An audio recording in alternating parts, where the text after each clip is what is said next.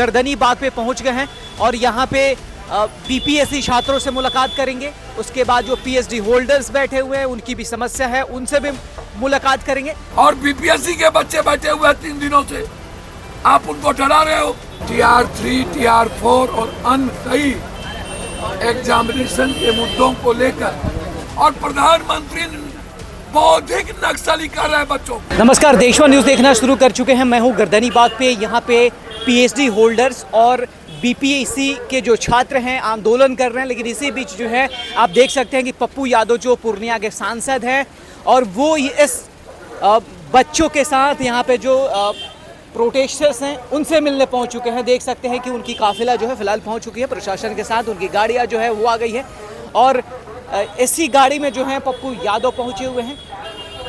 ये यहाँ पे आने के बाद जो है तमाम जो लोग हैं यहाँ उनसे मिलने की उनकी प्रयास है, सबसे मिलेंगे, क्या समस्या है वो उठाने की कोशिश में। देखिए सांसद पप्पू यादव जो है फिलहाल यहाँ पहुँच गए हैं। देखिए कि उसके पहले की जो भीड़ है, हालांकि यहाँ आके क्या कुछ कहेंगे वो आप तक पहुँचाने की कोशिश करेंगे, लेकिन ग्राउंड जीरो से हम आपको लगातार तस्वीर दिखाने की कोशिश कर रहे हैं कि पप्पू यादव फिलहाल गर्दनी बाग पे पहुँच गए हैं और यहाँ पे बीपीएससी छात्रों से मुलाकात करेंगे। उसके बाद जो पीएचडी होल्डर्स बैठे हुए हैं उनकी भी समस्या है, उनसे भी मुलाकात करेंगे। बात समझिए, हमारे बच्चे बीपीएससी और रिसर्च स्कॉलर के हमारे बच्चे जिसके साथ लगातार बिहार सरकार के द्वारा नाइंसाफी सारे प्रूफ के बावजूद भी लगातार हमारे बच्चे मुद्दे उठा रहे हैं। सरकार ने स्वीकार किया कि बीपीएससी का एग्जामिनेशन में पेपर लीक आउट हुआ। TR3, TR4 और अन्य कई एग्जामिनेशन के मुद्दों को लेकर और रिसर्च स्कॉलर के बच्चों के साथ जो नाइंसाफी उनके उम्र को लेकर यूजीसी एंड नेट्स को दरकिनार करके गलत तरीके से लगातार गिरीश चौधरी के द्वारा ज्यादती करना और बीपीएससी लाखों बच्चे जिनके भविष्य के साथ अनदेखी करना कंप्लीट रूप से, मतलब आप समझ लीजिए कि हिंदी में मार्किंग मात्र 20%, ब्लैक लिस्टेड कंपनी को हमारे बच्चों के भविष्य को दे देना।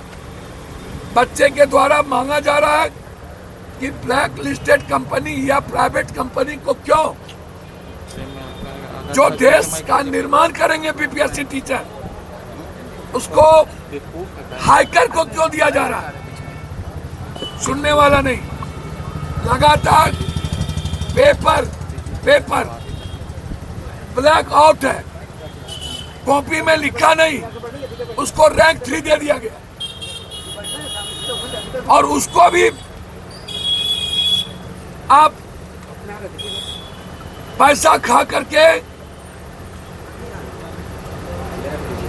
आप उसको नौकरी का सर्टिफिकेट दे रहे हैं, मनोने दे रहे हैं, फिजिकल की घोषणा कर रहे हैं।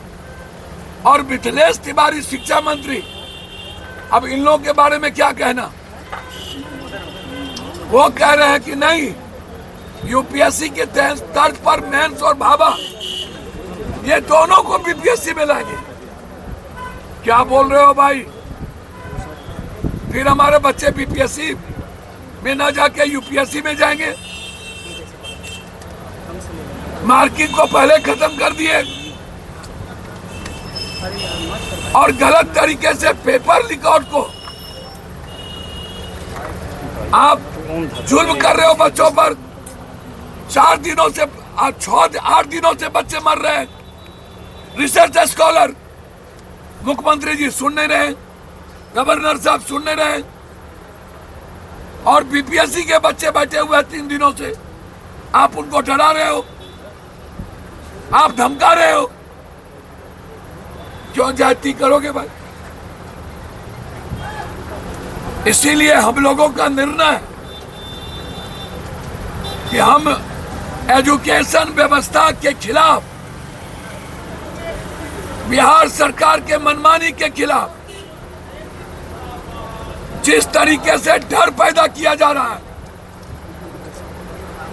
आतंक का माहौल बनाया जा रहा है बच्चों के खिलाफ, और बच्चों के भविष्य के साथ खिलवाड़ किया जा रहा है।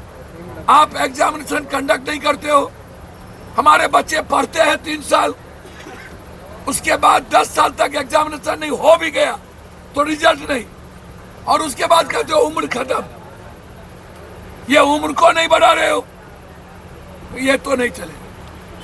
और एक तरफ आप बच्चों के भविष्य और दूसरे तरफ पूरा बिहार को रक्त रंजित कर रहे हो, मार रहे हो।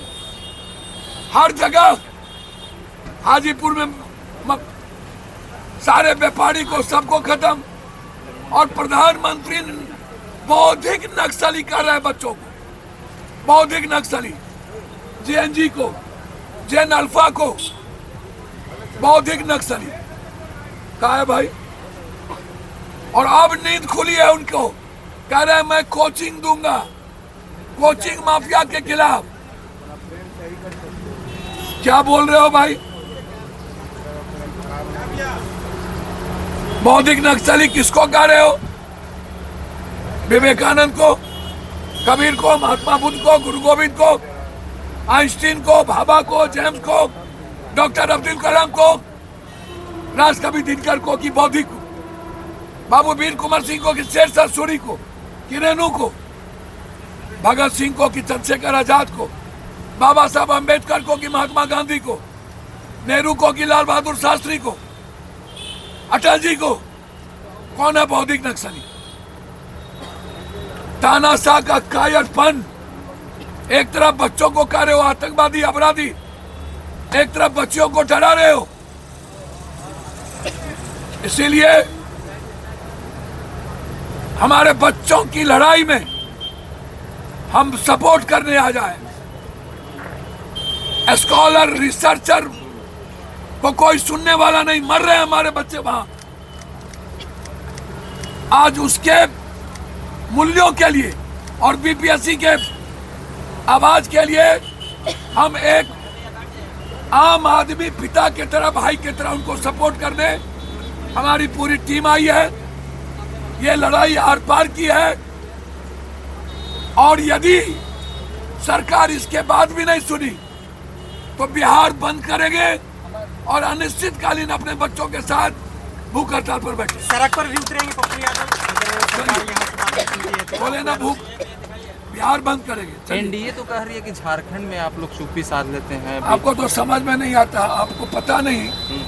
राहुल गांधी अपने सरकार को 100 बार कुर्बान कर देगा, और वहां पर एसआईटी ने जांच कर लिया, पेपर को रिकॉर्ड बंद खत्म कैंसिल कर दिया, वो बहाली नहीं होगी। बिहार और उत्तराखंड की बात करो, राजस्थान की बात करो, महाराष्ट्र की बात करो, मध्य प्रदेश की, पंजाब की। हमारे यहाँ जो ब्लैक लिस्टेड कंपनी है उसको नोटिस दे दिया गया। कोई समझौता राहुल गांधी नहीं करेंगे झारखंड के इशू पर। हेमंत सोरेन को धन्यवाद कि उन्होंने कैंसिल करके फिर से एग्जामिनेशन की घोषणा कर दी। तो देखिए किस तरीके से तमाम जो भीड़ है उनके साथ पहुंची हुई है।